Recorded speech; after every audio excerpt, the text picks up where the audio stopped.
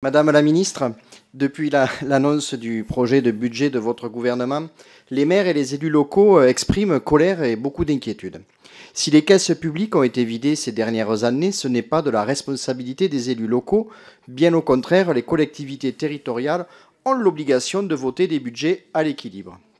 Je rappelle leur rôle majeur.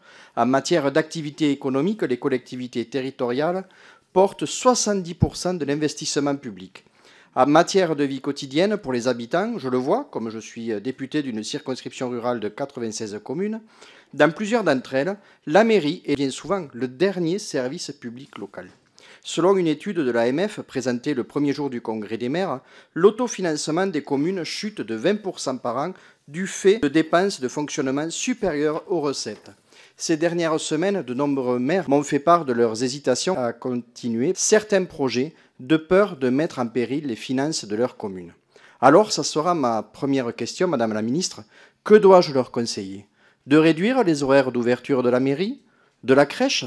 De ne plus chauffer la salle de garderie? De stopper le projet de rénovation du centre-bourg? D'annuler la rénovation thermique de l'école? Ou d'augmenter le prix de la cantine? Car nous en sommes bien là, Madame la Ministre. Votre projet de budget aurait des conséquences désastreuses.